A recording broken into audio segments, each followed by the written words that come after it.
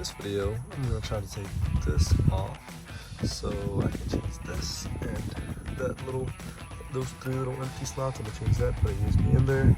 So pretty much we have to take this off and follow along. Taking this off, you just put the prying tool under there and then just pry it up and then go around the corner like so, and then just push it up as you do. Those little clips are really hard. So there's these clips. It's almost like you can break them, but you're not breaking them. It's just really tough to get them out. But there's one right here, and right there. And there's those holes right there. There's another one. So this side, and then after you do that, you take out this little top part, like so. That should come off. And then there's that little hole for the spring. There's a little action for the spring, and then you have to pop that one out. See if I can do it with my hand.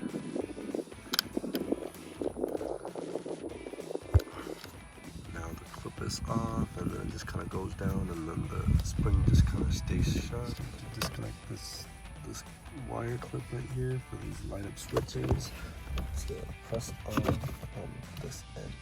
Put your nail under there and just press it, and then pull out this, and you have this small gap where you can put the nail in there, or you can put a flat head. There's a little gap right there where you can put a flat head there, but doing the nail is easier. Press that, and then after you prop this up, there's a C-clamp clip right here, kind of like axle boot clamps. So it kind of slides. So it's flush like that. Yeah, like that. What you can do is get one of these flathead small ones, or get one of these Torx, at least smaller one, and you can move it to where, so this knob, there's a little slot in the middle right there, right where this aligns. You can move this after you pry it open with a little flathead screwdriver. You can wiggle it around like that. So then move it there, and then just put that flathead in there and try to push it out so it's more loose. And then you just kind of twist it off and yank it out. This should come right out. This is the shift knob after it has been disassembled. I was having a hard time getting this off so I can take a video, but I believe pretty much it's assembled like this. There's this piece, this is the shift knob piece, and then there's the mat or the boot carpet holder or whatever, and then there's a little plastic piece, and this goes, there's that glue right there.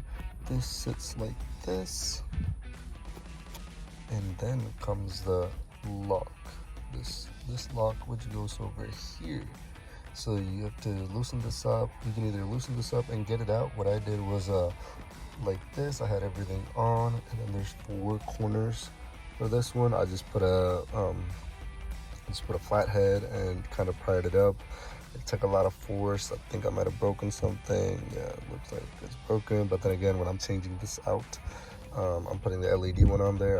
It comes with another type of these clips, so I don't need this, so I didn't care if it broke or not. But if you do care, you have to take that one off, and I lost it, and take this off after that, and then this will be holding the carpet, and then this comes off either with this or with that. Mine just flew everywhere, so that's what I'm guessing how it goes.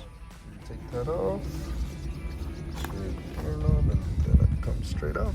Here's the new one, the LED one. This is everything that it comes with. This is the connector that goes there, and then to here, and then there. So it's like a 3-way, goes in between. And then this is the one. This is the holder that holds it in place. Remove this before putting it on, and this comes with the clip. So that's that clip.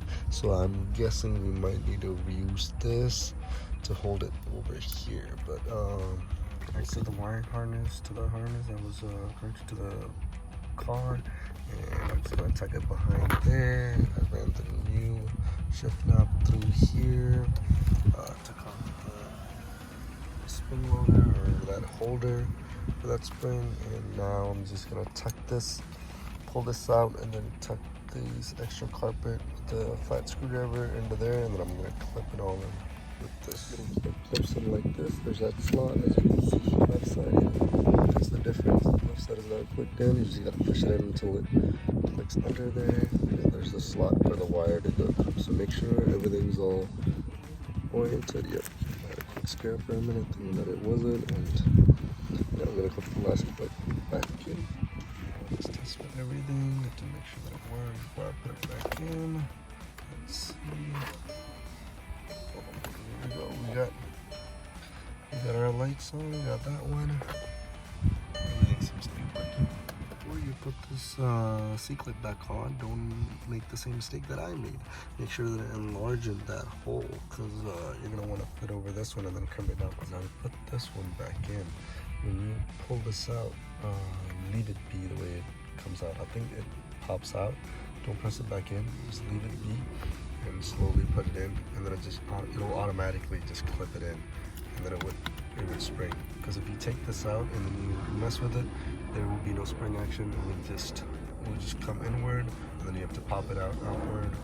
And when you do that, you have to reset the whole thing, put this back in, and take it out slowly and put it on top of there. And now it's time to push away these wires and put everything back.